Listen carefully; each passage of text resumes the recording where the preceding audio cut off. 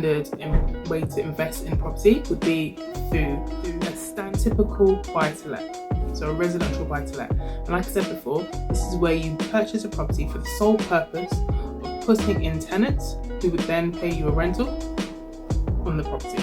Now, typically buy-to-let properties require a larger investment, so a larger deposit, and you're looking roughly around 25%. This is seen and deemed to be a business by your mortgage lenders, and therefore the products are very different. It's seen to be more risky than having just a residential property, and so the banks tend to want to lend you less loan to value to the property, and they're also looking at slightly different criteria.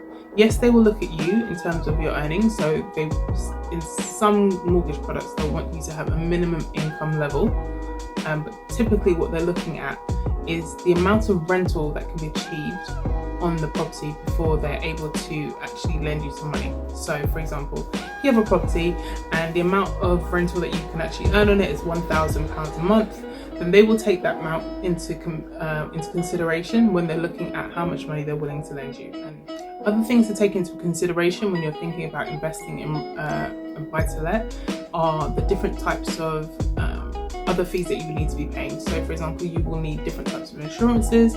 So if you're in a freehold property, you'll need insurance for the building, but you're thinking of things like as well like contents insurance also, because these are things like, you know, you will get damage on your products and things that you may put in furniture. For example, if you're providing a furnished property for your tenants, thinking stuff like rent guarantee insurance. So for example, if you had a tenant who suddenly stopped paying rent, are you going to be able to cover the mortgage? Because the purpose of a rental is for your tenants to cover your mortgage. So if you suddenly stop having that money coming in, are you insured to make sure that you can continue to make your payments? You also want to think about things such as maintenance of the property for your tenants, because obviously things will break. There are things that you may need to get fixed. Different insurance like boiler insurance, etc. These are the kind of things that you need to start thinking about. Can you cover this when they go down? So thirdly, we're looking at non-traditional property investment strategies. And they're non-traditional because they don't require the standard deposit, 5, 10, 25% deposits. You're looking at different things. So for example, within rent to rent.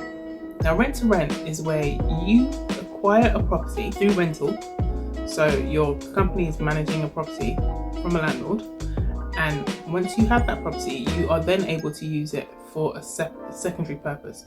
Typically, people who do rent to rent tend to use those properties for things such as service accommodation, where you would be renting a property from a landlord, and then you would then be able to take over that property and list it on online travel agents such as Airbnb, Booking.com, Expedia, etc., and are able to use that property as a short stay accommodation. So having guests come and use the property short periods of time as a holiday let.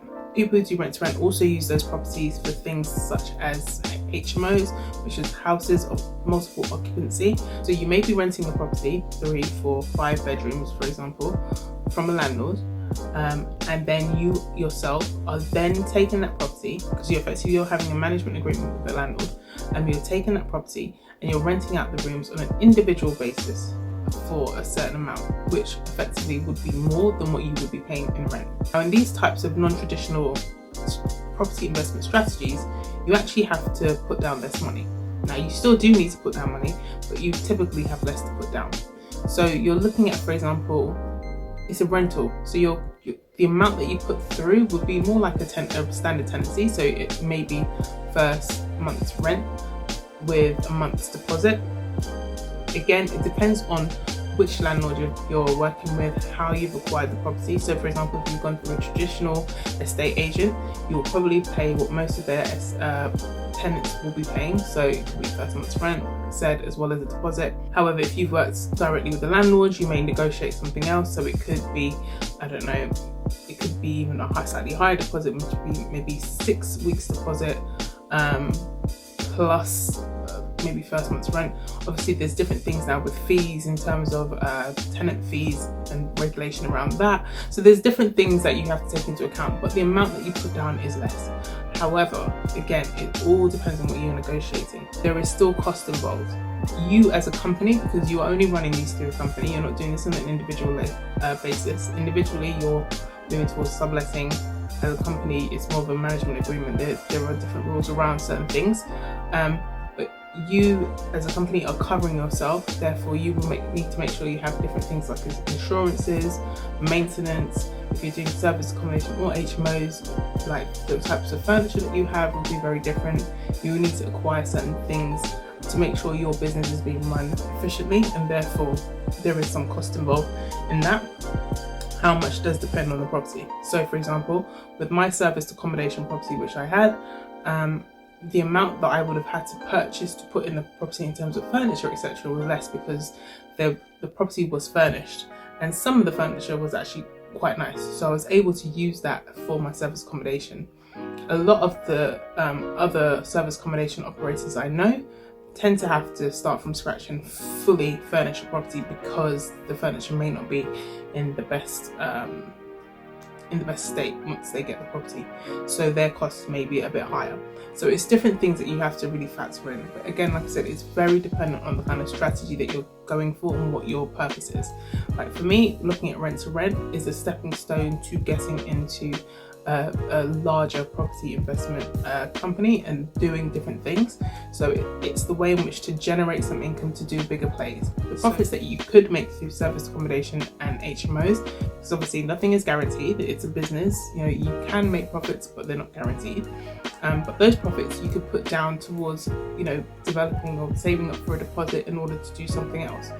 For me, my long-term goal is to get into commercial, but as I'm about to tell you now, commercial tends to be a naturally heavier commitment. From some of the research that I've done, you're looking at typically about 40% deposit for commercial properties in order to get that.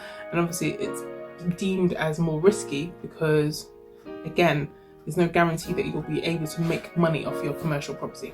And the bank, in order to protect themselves, will expect for you to be able to front up more cash. They want for you to put more skin in the game effectively. And so from what I've heard, 40% tends to be the average amount of a deposit that you would need for a commercial property. So I hope that was helpful. It just gives you a bit of a steer as to kind of the levels that you would need percentage wise for, you know, starting to invest in property. It's hard to say a specific amount. I can't say you need $5,000 for this. I mean, it doesn't really work that way. Like I said, it's very dependent on the types of strategies you have and the type of way in which you want to execute these strategies. That is what has the impact on how much coins you're going to need to put down.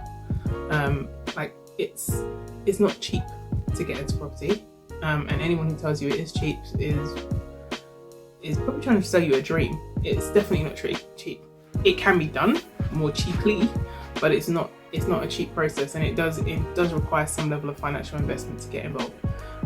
So I hope that was helpful. Like I said, if you're interested in any more information, please feel free to drop me a comment, comment and subscribe, share with your friends. I'll also be doing a series covering, you know, how you can get on the property ladder if you're a first-time buyer, and this is based on my experiences which I shared in my book Moving On Up, which is available on Amazon as both Kindle and a paperback, and this basically includes a lot of information, number one, based on my own experience of the property purchases, as well as, you know, some resources and how you can kind of start planning and preparing yourself to purchase property.